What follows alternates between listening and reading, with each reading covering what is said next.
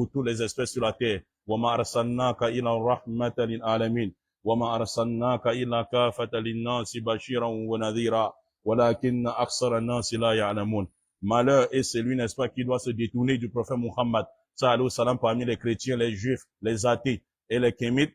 Et malheur également pour ceux qui vont se détourner, n'est-ce pas, du prophète Muhammad, sallallahu alayhi wa sallam, dans cet islam, qui soit Tijaniyon, Soufia, Tablighi, Nashakbandi, Sorobandi, Néobandi, tous les groupes avaient bandit. Malheur à ceux-là, quand ils vont subir le châtiment intense dans la tombe, avant de subir le châtiment atroce du jour du jugement dernier. Heureux, c'est lui, n'est-ce pas, qui va suivre ces sunnah, ces salafiyah, qui va être parmi les ahlul hadith, les gens choisis, les gens, n'est-ce pas, qui sont les étrangers à la fin du temps, mes chers frères. Heureux soit celui-là, mes chers frères, qui va suivre la sunna du prophète Muhammad sallallahu alayhi wa sallam jusqu'au jour où Allah va prendre son âme.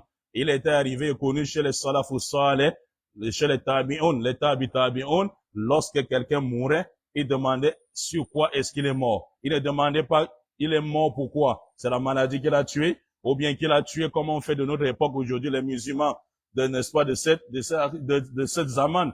Il ne demandait pas ça. Il demandait sur quoi est-ce qu'il est mort. Lorsque les hérésies, les bidas, l'ignorance se sont commencés à propager, il demandait sur quoi il est mort. Lorsqu'on disait qu'il est mort parmi les soufis, il est mort parmi les tabliques, il est mort, n'est-ce pas, parmi, n'est-ce pas, les chiites kufri batil, il est mort parmi tous ces firqatu dalla, alors, il disait, n'est-ce pas, de pleurer. Il faut beaucoup pleurer, n'est-ce pas, pour cela. Mais lorsque quelqu'un mourait dans la sunna du prophète Muhammad, sallallahu alayhi wa sallam, bonne nouvelle, n'est-ce pas, à celui-là, parce que la mort, il n'y a pas de Inch'Allah. Le problème n'est pas sur la mort, mais ce qui va se passer dans le monde, ce qui va se passer après la mort, mes chers frères. Que la paix soit sur ce noble messager qui est venu enseigner ce qu'Allah lui a demandé d'enseigner. Mes chers frères, sur tous ses compagnons, ainsi que sur tous les deux siècles également qui l'ont suivi, les tabi'un et les tabi'un. Alhamdulillah, mes chers frères, nous allons parler aujourd'hui de la sunna du prophète. Nous allons essayer parce que c'est très bien. C'est très profond, mes chers frères. Non seulement c'est bien, c'est très profond. Nous allons parler de l'application de la sunna qui est une obligation. L'application de la sunna du prophète Muhammad sallallahu alayhi wa sallam qui est une obligation. Il y a les gens qui disent tu es Tijani ou bien tu es Salafi. Ça c'est obligatoire pour tout musulman d'être, n'est-ce pas, dans la Salafiyya. Si tu n'es pas dans la Salafiyya, tu n'es pas dans la sunna, le sunna wal jama'a, wallah mon frère, commence à te chercher à partir de maintenant. Il faut qu'on te dise la vérité. Et il faut noter, mes chers frères, il faut noter, annahu idha kana amalu sawaban wa lam yakun khalisan. Il faut savoir qu'une œuvre est juste. Pourquoi on dit obligatoire? Une œuvre, que ça soit l'aumône, que ça soit la prière, que ça soit la da'wa, que ça soit n'importe quoi, une œuvre ne sera acceptée que sur deux conditions. En islam, une œuvre n'est qu'à accepter sur deux conditions.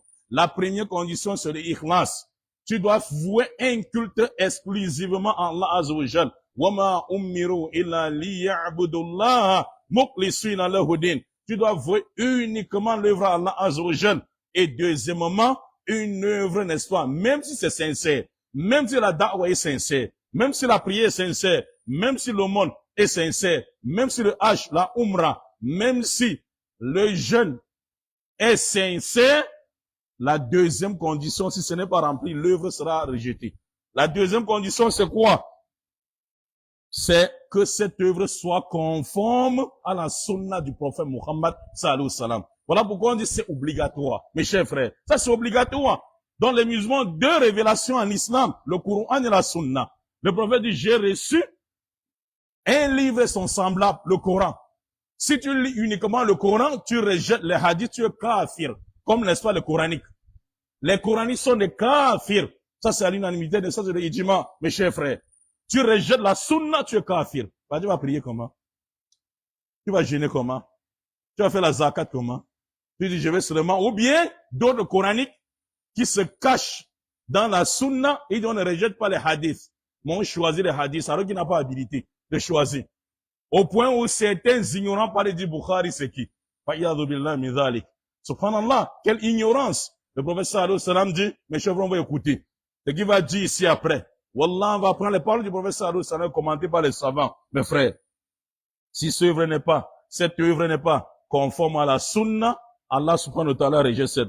et ne saurait être acceptée, car elle doit être vouée exclusivement à Allah, hein, conforme à la charia de Muhammad, sallallahu alayhi wa sallam. وبذلك قال سبحانه في علماء أهل الكتاب. Allah Azza wa Jalla, n'est-ce pas, hein, dit au sujet des savants, des gens du livre. Les savants des gens du livre.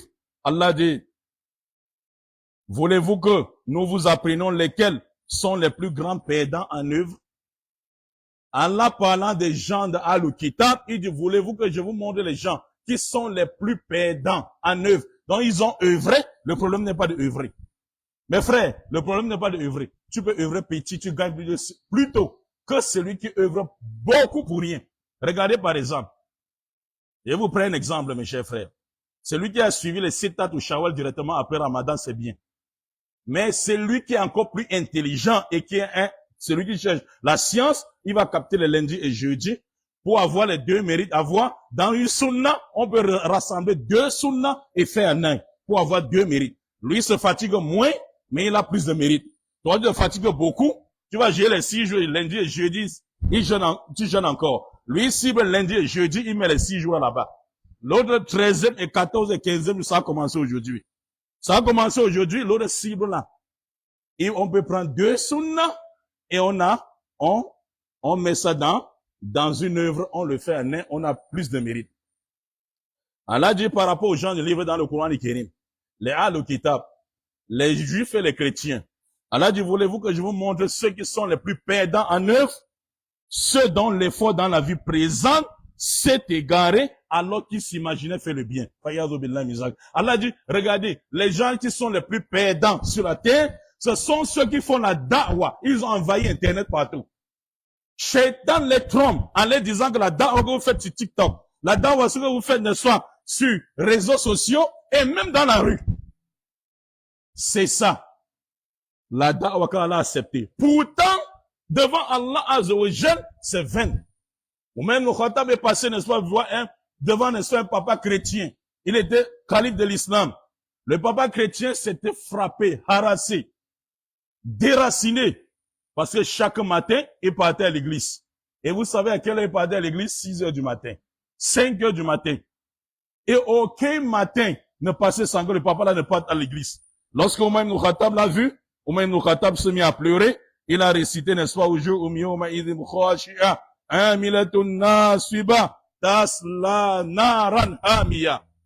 Lorsqu'il a pleuré, les compagnons ont demandé, oh Amir al-Mu'minin, tu pleures pour un papa chrétien? Il a récité ce verset. Ce jour-là, les visages humiliés, préoccupés, harassés.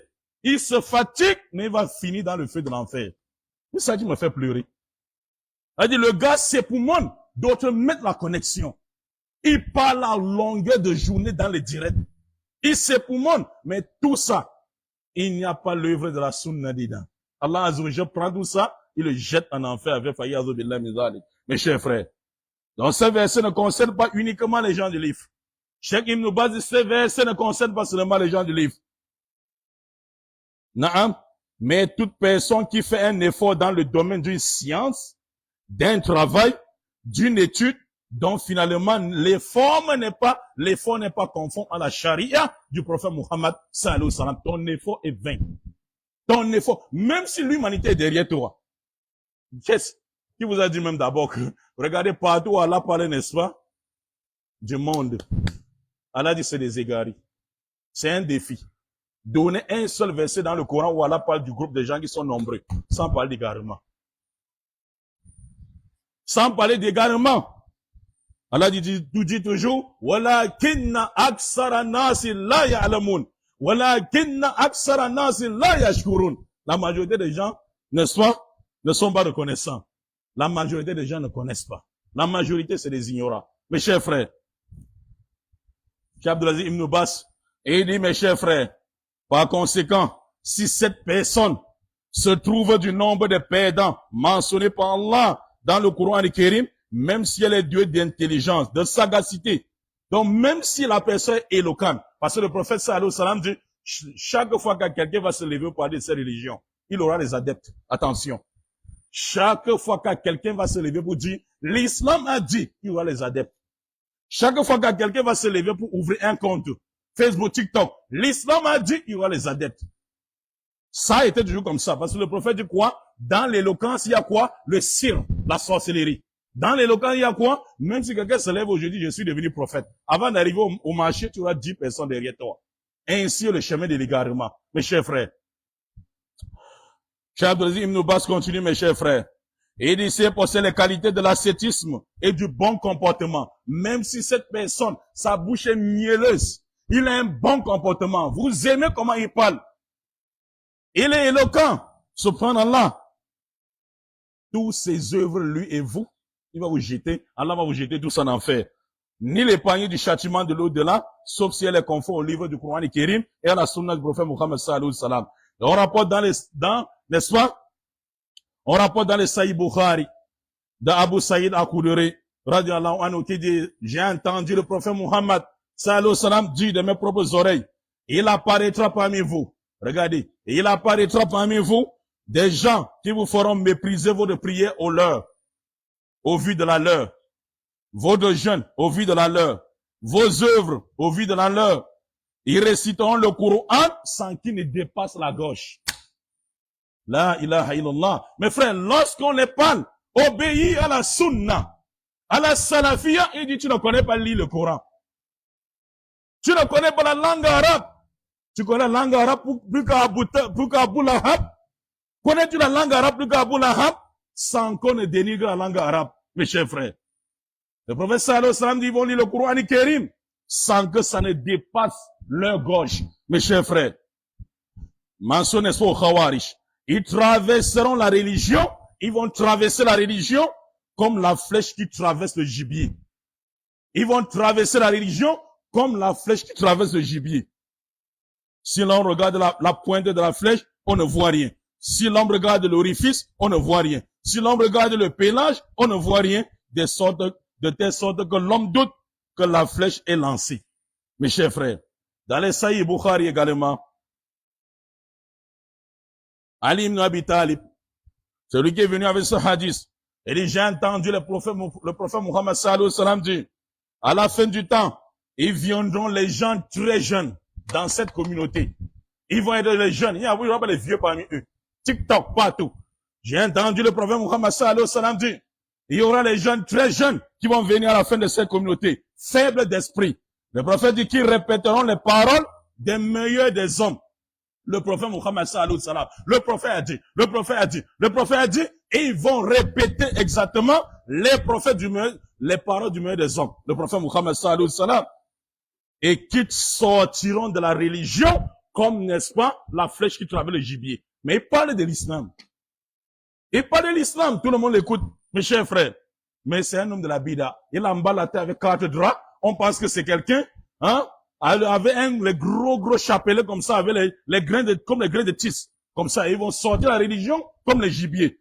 Comme, n'est-ce pas quoi, la flèche qui traverse le gibier. Le prophète sallallahu alayhi wa sallam dit, leur foi ne dépassera pas, n'est-ce pas, leur gosier. Où que vous les rencontrez, ils disent aux compagnons, c'est pas pour vous. Où que vous les rencontrez, tuez-les. Donc les compagnons vont rencontrer. Les Khawarij, ils vont les tuer-les. Car au jugement dernier, on récompense pour ceux qui les auront tués le jour de Yom Al-Qiyamah. Le prophète sallallahu alayhi wa sallam dit, il y aura à la fin de temps des menteurs qui rapporteront également des hadiths que ni vos pères, ni vous-même n'ont jamais entendu dans cette sunna. Prenez garde qui ne vous égare et qui ne vous séduisent. Et le prophète sallallahu alayhi wa sallam dit ceci. Ce hadith qui fait peur, mes frères. Ça, c'est tous les hadiths qui sont venus, que Cheikh Abdelaziz Ibn Baz est venu avec, pour montrer l'importance et l'obligation de suivre la sunna. Obligé. Le prophète sallallahu alayhi wa sallam dit à mes chers frères, les sœurs, tous les prophètes qu'Allah a envoyés parmi les communautés qui m'ont précédé. Écoutez bien le prophète Muhammad sallallahu alayhi wa sallam. Tous les messagers qu'Allah subhanahu wa ta'ala a envoyés parmi les communautés qui m'ont précédé ont eu des disciples et des compagnons qui ont suivi leur sunna. Tu tentes de dire que Judas a trahi Jésus, tu meurs, tu peux en enfer. L'important, c'est d'étudier en islam. Le prophète dit tous les prophètes, sans exception.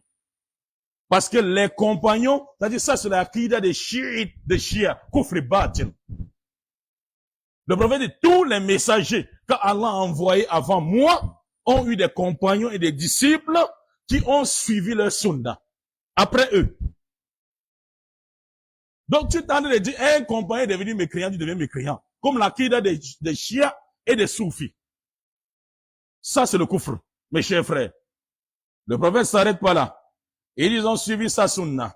Et se sont conformés à leurs ordres après leur messager. C'est-à-dire leurs compagnons. Et le prophète sallallahu alayhi wa sallam dit, par la suite, ces communautés ont été suicidées. Donc les compagnons là sont passés. Leurs salaf ou salih sont passés. Ils ont été suicidés par des générations, des gens qui disaient ce qu'ils ne faisaient pas. Et qui faisaient ce que l'homme ne les avait pas ordonné de faire. Tous les prophètes. Après eux, leurs communautés sont devenues comme ça. Le prophète sallallahu alayhi wa sallam continue. Celui qui les combat de sa main est croyant. Celui qui les combat de sa langue en faisant la main, c'est pour le gouverneur. Tu dois établir l'islam quand tu es musulman de la sunna et que tu es gouverneur. Celui qui les combat de la langue comme le prédicateur, fawa mu'min. Il est croyant.